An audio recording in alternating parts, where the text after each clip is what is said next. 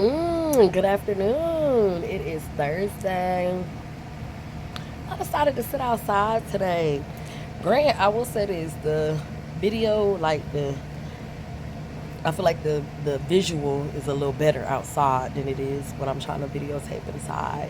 So I like that. I don't like my hair today, but every day you can't be so cute. Yes, I didn't do that today. I just brushed it back today. I said I'm not in the mood. But for 2 days, this joint been in a ponytail. And I can't even tell if it's the white edge control or my gray hairs, honey. I'm gonna figure it out tomorrow because I've been caking up. You can't really cake edge control. It start looking glumpy like this. Nasty. Nasty looking. Ask me, do I care though? I don't. That's what I'm gonna do when I get home. You know what I'm gonna do? I'm ghetto. Or whatever, trifling. I'm ignorant. I'm gonna give me some water. I'm gonna put the water on all around up in here. And then I'm going to edge control it back down and put my scarf on and hope it don't look like that tomorrow. Because that's how I roll. But it's so pretty out today. The sun is shining. It's Thursday. I'm looking forward to my upcoming trip that I'm going on next week. And I just wanted to come on here and talk just a little bit because like I said, I'm trying to work on being consistent, sticking to things and getting them done and not allowing myself to fall into my old bad habits of being inconsistent. And so, change does not happen overnight. It does not. It's a process. And so as long as I keep reiterating it to myself, consistency, change, consistency, change. And I'm just being honest, like with consistency, you see change. It's so amazing because I lost 20 pounds about 4 years ago. I've kept that 20 pounds off. Granted, I have went up, down, up, down, up, down, up, down. But I have constantly have kept that 20 pounds off for 4 years. And I stopped going to the gym because I didn't feel like it was like I was like I don't see any difference in my body. I don't see it. I don't feel it. I don't see it. I don't want to go no more. So stop going to the gym. As soon as I stopped going to the gym, everybody was like, "Oh my God, you're losing weight. I see it. I see it. I see it. I see it. I see it in your body. I see it in your face. I see it in your stomach. I see it. You are definitely losing weight." And so I was like, darn, like even though I did not see the results by me being consistent, it gave you results. So I told myself, okay, self, let's get back on that bandwagon because we got about 25 to 30 more pounds that we want to lose. And for me, the law, like I don't have a set. I'm not like, oh, I have to lose this weight in 6 months. And no, if it takes me 5 years to lose this 30 pounds, I'm fine with that because I'm okay with myself. Me losing weight isn't for a look, like to look a certain way. Me losing weight is more so for health reasons. I have a fatty liver, and so the weight on me is causing me to have that fat in my liver. And so if I lose this weight, it could possibly help me get rid of that fat in my liver, which would help with other things in my body. And so and I'm also pre-diabetic, so weight equals diabetes. So I don't want to become a full diabetic. So it's like, hey, then I need to make lifestyle changes. Change is not an overnight thing. Change takes time. So I'm changing my diet. I'm changing my eating habits. I'm changing how I view exercising. I have 3 boys. My son is in the military. So I'm going to be honest. Now that my son gets out the military, has 5 more years in the military. He did 6 years. Well, he did 8, but 2 out of the 8 years he's on reserves. So he has 6 that he has to be active duty. And he's down 1 year this month.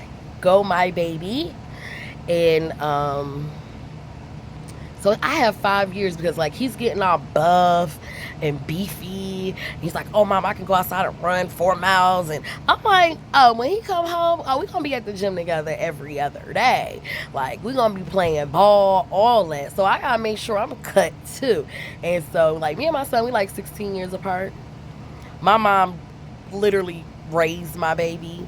Um, he mostly lived with me mostly of his life, but he still was with his grandmother because I moved out when I had him at a very young age, 16, and then I moved out at 18.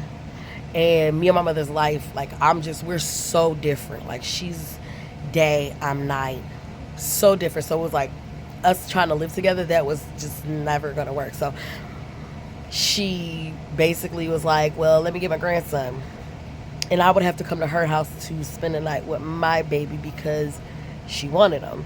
And I was okay with that because when I first moved out and when I was 18, I got a scholarship to college, even though I was a teen parent. And then I went ahead and went to college, so that helped me.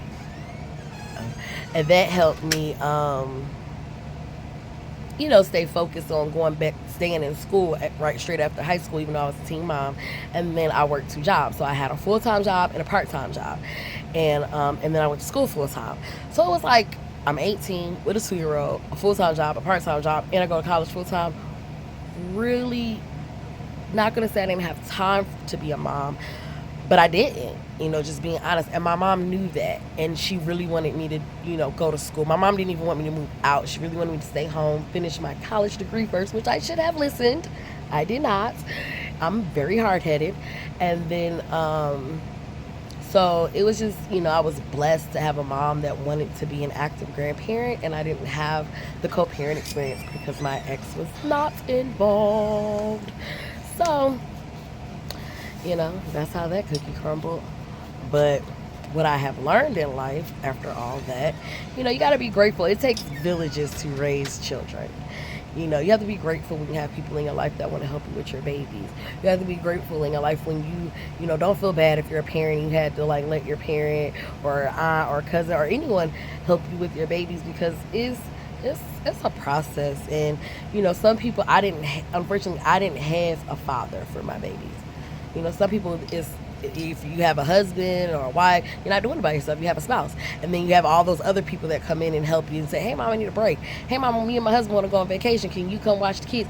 That's a blessing, because some people don't have those. Some people don't have people in their lives where they could go and be vulnerable with people and then let them help them get to better places.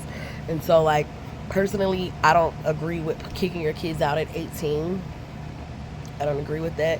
I left my mom's house at 18. And she didn't agree with that either, and I did not care. I was like, lady, I don't want to live with you. I'm out of here. You are like, I don't want to live how I like to live. You don't want to live how I like to live, and I don't want to be up in here with your rules. You have rules. I don't like those. I don't want to listen to them. And my mom was not the one. I'm gonna listen to these rules or I'm up out of her house. So I just went ahead and did us both a favor and got up out of her house before she had to tell me to get up out of her house, because I wasn't following them rules, sis. I like to do what I like to do. So, you want to be the boss, got to pay the costs. And I was like, I'll pay the costs. I'll pay them rent, them bills, because I'm out of here. That was stupid of me. Should have stayed home. I'm still in college. It's been 27 years. I'm still in college. I'm just grateful that out of all the years I've been to college, I have not spent one dime on college. That's what I'm grateful for. I don't owe any kind of debt when it comes to student loans, none of that. And if I have to go to college and pay money, I'm not attending, because I can't afford it. So I always try to figure out how I can get some type of grant, scholarship, apprenticeship. Like, I don't care, whatever I need to do to get paid, get this money, get this bill paid for college, because I'm not paying that. So I'm grateful for that, because I've had multiple scholarships straight out of high school and as an old adult now. So because of my career that I've chosen, education, the state, provides scholarships for when you want to do education. So that's another thing, world. If you are in education, I need you to literally go look up in a program called Wages. If you are a teacher, if you work at a daycare, anything dealing with children, please look up this program called Wages, and this program called Teach, if you want to go back to school. So Wages gives you money for your education and your experience within the educational field.